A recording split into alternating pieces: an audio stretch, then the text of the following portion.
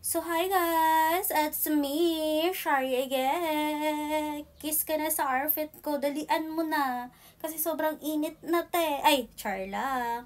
So, hindi yan yung pag-uusapan natin for today's video. So, yung pag-uusapan natin for today, ito nga yung aking deodorant cream na nabili ko siya, auntie ko. Ayan o, nabili ko siya. So, anyway, mga auntie ko, sobrang na-surprise ako dito sa nabili kong ganito te. So, ito yung old packaging nila. Not packaging, ito yung old nila na design. At ito naman yung new. Tingnan niyo naman yung pinagbago. Same lang din sila ng ingredients. Yung lagi kong binibili ay glutathione. So, kung napansin niyo to, ito yung aking old na ginagamit ay 48 hours siya na dry pure talaga yung kilikili mo. Then, yung latest nila, or ito yung pinaka-latest na bagong labas, kaya nga latest eh. Ito yung bagong labas ng glutathione pa rin. Kung napapansin nyo dito mga auntie at uncle, 72 hours talaga na protektahan yung kilikili mo. As in talaga, sobrang tindi. Sobrang tindi. Akalain mo yung 72 hours? 72 hours te. Kung ikaw dugyutin, abay perfect sa'yo to. Kahit hindi ka na maligo 2 araw, 3 araw, ay talagang hindi, ay, walang asim, walang amoy, perfect na perfect. So, baka na-invento talaga to para sa mga taong hindi naliligo araw-araw ba? Or yung talagang super backtool na talaga yung kilikili nila. So, alam niyo mga auntie at uncle, sobrang perfect talaga. Anyway, sobrang marami siyang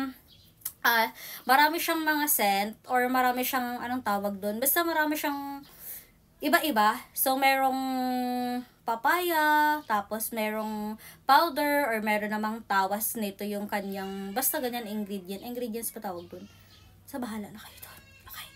Basta ito yung lagi ko siyang binibili, ay glutathione talaga siya. Kasi, alam mo, perfect siya sa armpit ko. Kung napansin nyo, wala talagang dark spot yung aking. Tingnan mo naman.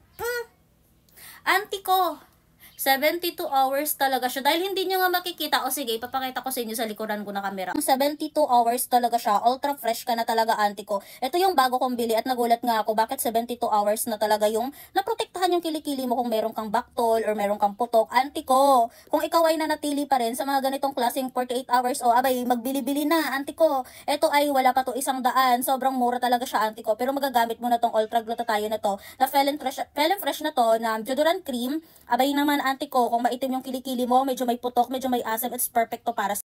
Ayun, sa mga nagtatanong pala, kung paiba-iba ako ng gamit ng deodorant na ginagamit ko, no. Nag-i-stock lang ako sa isa. So, dito lang ako nag-i-stock sa ganitong klaseng deodorant. Kasi dito talaga nahiyang yung kilikili ko. Simula na tinubuan ako ng box sa kilikili ko, mga auntie at uncle, wala na akong ibang sinubukan pa na product. Abay, ito lang siya. Tingnan nyo naman, te. Ang puti ng kilikili ko. Meron lang talaga siyang buhok, pero to be honest, ang puti. So, mawawala talaga yung asim mo. Kaya ikaw, meron kang asim, meron kang putok. At sa time na yan, te, para mag-invest dito para sa sarili mo. Kasi para naman pag hinalikan yung kilikili mo, so yummy. Oo, te. Kasi alam mo yon, pag nasa isang relasyon ka talaga, auntie ko, hindi may iwasan niya na amoyin yung kilikili mo. Baby, ang sarap naman ng kilikili mo. It's so yummy naman. O, diba? Parang, it's perfect. Diba? Pag sinabi mo, sobrang proud ka din. Tumatalon-talon din yung kaluluwa mo. Kasi sinabihan ka na mabango yung kilikili mo, te. Te, kahit ako, sabihan ako na mabango yung kilikili ko. Syempre, masaya ako, te. Kaysa naman pagsabihan ka, amoy, putok ka. Iyo, kadiri ka na. So bago ang lahat, kiss ka muna sa kilikili ko, dali.